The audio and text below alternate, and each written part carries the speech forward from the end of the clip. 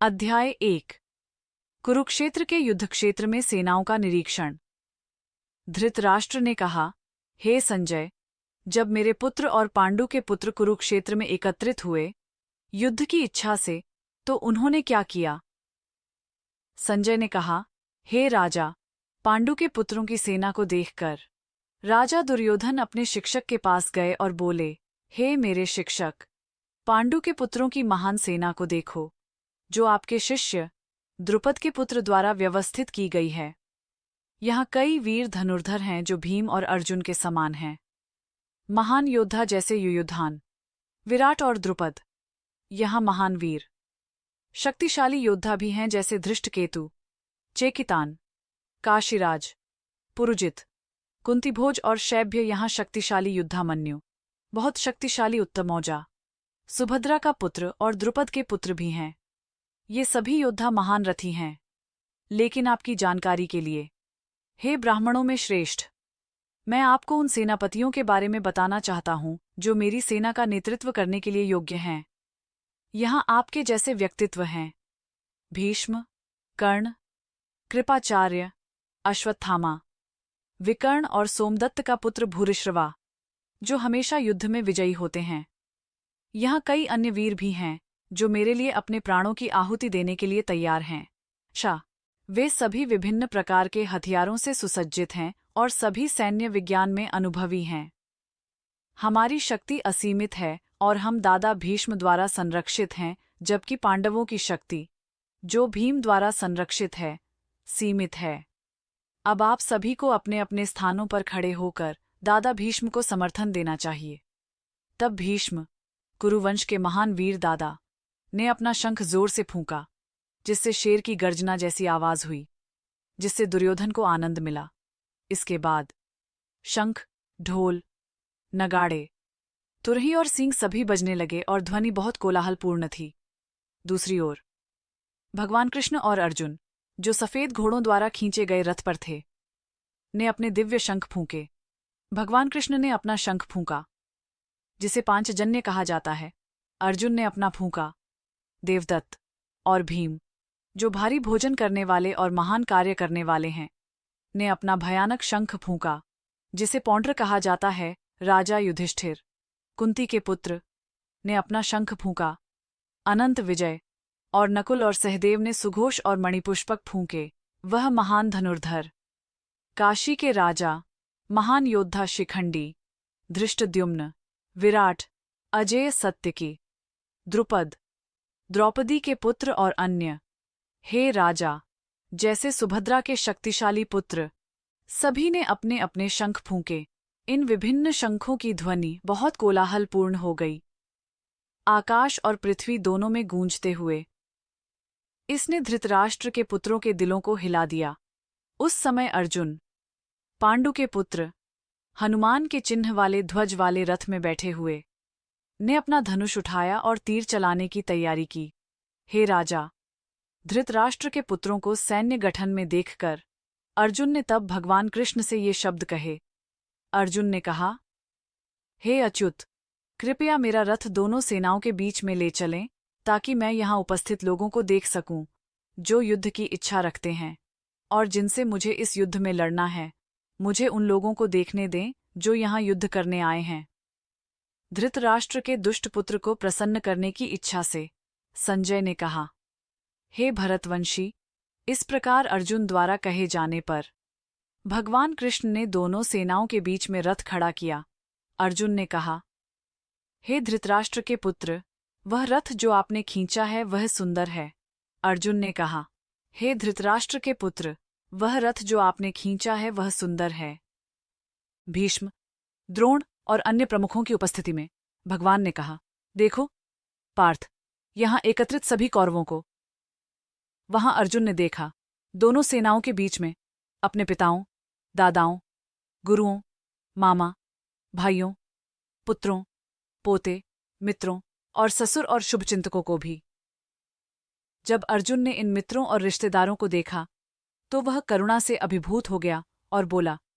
अर्जुन ने कहा, प्रिय कृष्ण, मित्रों और रिश्तेदारों को युद्ध की भावना में देखकर मेरे अंग कांप रहे हैं और मेरा मुंह सूख रहा है। मेरा पूरा शरीर कांप रहा है। मेरे बाल खड़े हो रहे हैं। मेरा गांडीव फिसल रहा है और मेरी त्वचा जल रही है। अब मैं यहाँ और खड़ा नहीं रह सकता। मैं खुद को भूल रहा हूँ और मेरा मन चक्कर खा रहा है। मैं केवल दुर्भाग्य देख रहा हूँ। हे कृष्ण, राक्षस के संहारक, मैं नहीं देखता कि इस युद्ध में कुटुंबियों को मारने से कोई भला कैसे हो सकता है, और न ही मैं, प्रिय कृष्ण, किसी भी विजय, राज्य या सुख की इच्छा करता हूँ। हे गोविंदा, हमारे लिए राज्य, सुख या जीवन का क्या लाभ है, जब वे सभी जिनके लिए हम इनकी इच्छा कर सकते हैं अब युद्ध भूमि में खड़े हैं। हे मधुसूदन, जब गुरु, पिता, पुत्र, दादा, मामा, ससुर, पोते, बहनोई और अन्य रिश्तेदार जीवन और संपत्ति त्यागने के लिए तैयार हैं और मेरे सामने खड़े हैं, तो मैं क्यों उन्हें मारने की इच्छा करूं, भले ही वे मुझे मार दें। हे सभी जीवों के पालनहार, मैं तीनों लोकों के बदले भी उनसे लड़ने के लिए तैयार नहीं हूं। इस पृथ्वी को छोड़कर धृतराष्ट्र के पुत्रों को मारने से हमें क्या सुख मिलेगा? यदि हम ऐसे आक्रमणकारियों को मारते हैं तो पाप हमें घेर लेगा। इसलिए धृतराष्ट्र के पुत्रों और हमारे मित्रों को मारना उचित नहीं है। हमें क्या प्राप्त होगा? हे कृष्ण, संपत्ति की देवी के पति, और अपने ही कुटुंबियों को मारकर हम कैसे खुश हो सकते हैं? हे जनार्दन, हालांकि ये लोग लालच से घिरे हुए अपने परिवार को मारने या दोस्तों से झगड़ा करने में कोई दोष नहीं देखते, तो हम, जो परिवार को नष्ट करने में अपराध देखते हैं, इन पाप कर्मों में क्यों संलग्न हों? वंश के नाश के साथ पारिवारिक परंपरा नष्ट हो जाती है और इस प्रकार परिवार के बाकी सदस्य अधर्म में लिप्त हो जाते हैं, जब परिवार में अधर्म प्रमुख हो जाता है। हे कृष्ण, परिवार की महिलाएं दूषित हो जाती हैं और स्त्रीत्व के पतन से, हे वृषण के वंशज, अवांछित संतान उत्पन्न होती है। अवांछित जनसंख्या की वृद्धि निश्चित रूप से परिवार और परंपरा को नष्ट करने वालों के लिए नरक का जीवन लाती है। ऐसे भ्रष्ट परिवारों के पूर्वज गिर जाते हैं क्योंकि उन्हें भोजन और पानी अर्पित करने के अनुष्ठान बंद हो जाते हैं। जो लोग पारिवारिक परंपरा को नष्ट करते हैं और इस प्रकार अवांछित बच्चों को जन्म देते हैं, उनके बुरे कर्मों से सभी प्रकार की सामुदायिक परियोजनाएं और पारिवारिक कल्याण गतिविधियां नष्ट हो जाती हैं। हे कृष्ण, लोगों के पालनहार, हाय, कितना अजीब है कि हम अत्यंत पापपूर्ण कर्म करने जा रहे हैं। राजसी सुख का आनंद लेने की इच्छा से प्रेरित होकर हम अपने ही कुटुंबियों को मारने के लिए तत्पर हैं। मेरे लिए यह बेहतर होगा कि धृतराष्ट्र के पुत्र हथियारों से लैस मुझे निहत्था और प्रतिरोध न करने वाला युद्ध भूमि में मार डालें। संजय ने कहा। अर्जुन ने युद्ध भूमि में इस प्रकार बोलकर अपना धनुष और बाण त्याग दिए और रथ पर बैठ गया। उसका मन शोक से अभिभूत हो गया।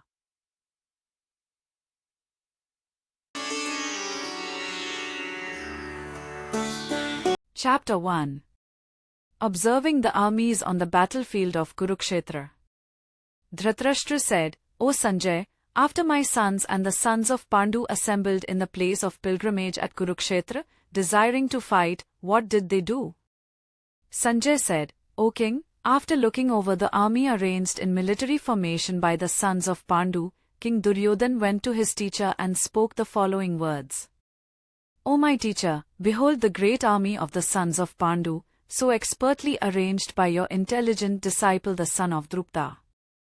Here in this army are many heroic bowmen equal in fighting to Bhima and Arjuna, great fighters like Yuyudhana, Virata and Drupta. There are also great heroic, powerful fighters like Dhrashtraketu, Kekitana, Kashiraja, Purujit, Kuntibhoja and Sabya. There are the mighty Yudhamanyu, the very powerful Uttamoja, the son of Subhadra and the sons of Draupda.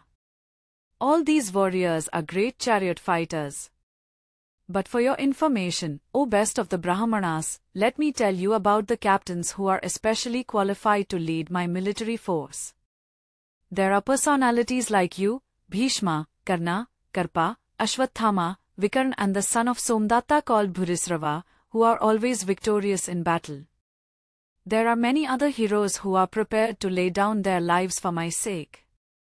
All of them are well equipped with different kinds of weapons, and all are experienced in military science.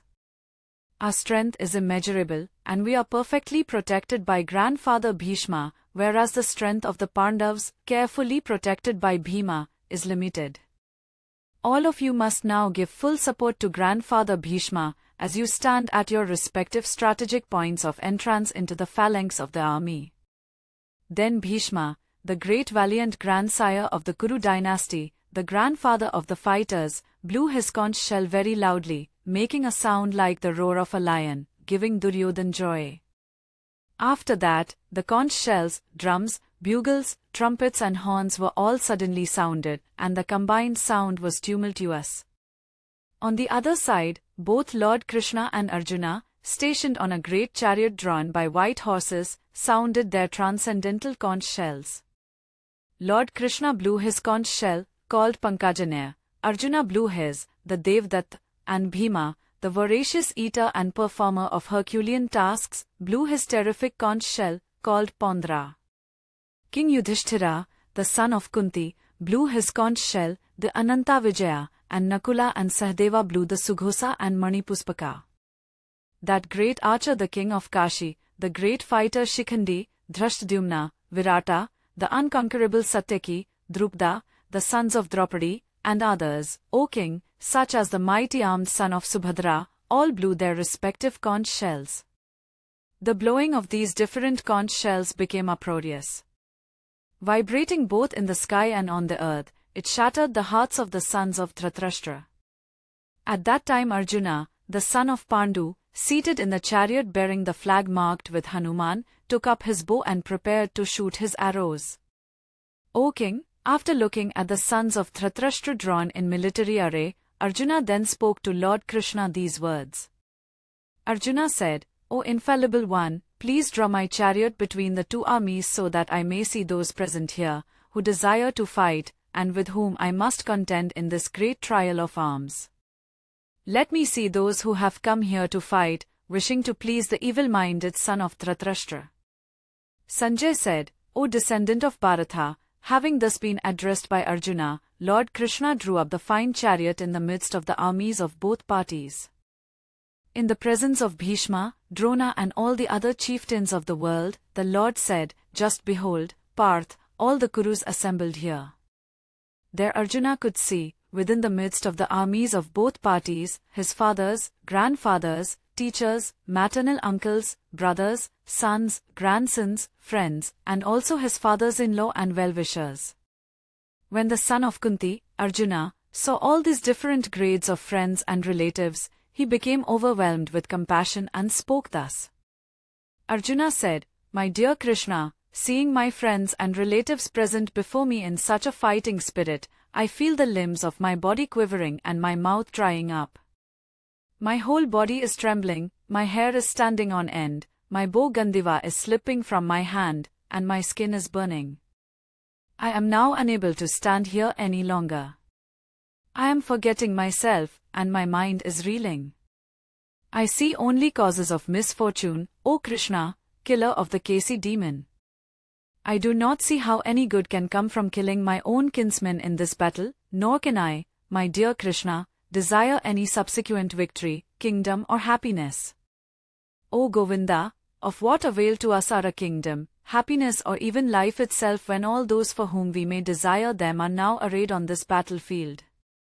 O Madhusudana, when teachers, fathers, sons, grandfathers, maternal uncles, fathers-in-law, grandsons, brothers-in-law and other relatives are ready to give up their lives and properties and are standing before me, why should I wish to kill them, even though they might otherwise kill me?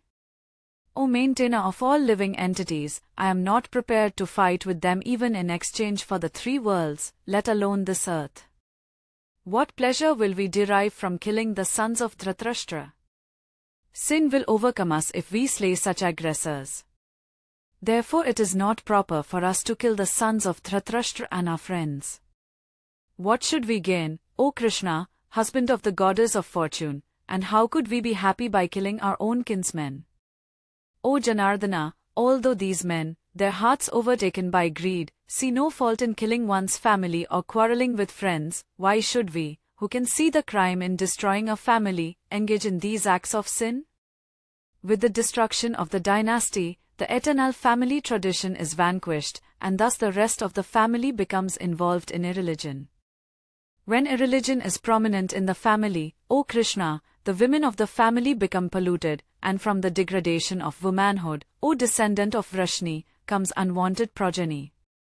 An increase of unwanted population certainly causes hellish life both for the family and for those who destroy the family tradition. The ancestors of such corrupt families fall down, because the performances for offering them food and water are entirely stopped.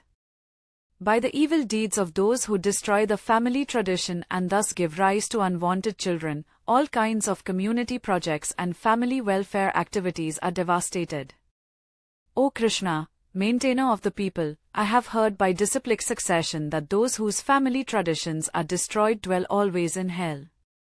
Alas, how strange it is that we are preparing to commit greatly sinful acts. Driven by the desire to enjoy royal happiness, we are intent on killing our own kinsmen. Better for me if the sons of Dhritarashtra, weapons in hand, were to kill me unarmed and unresisting on the battlefield.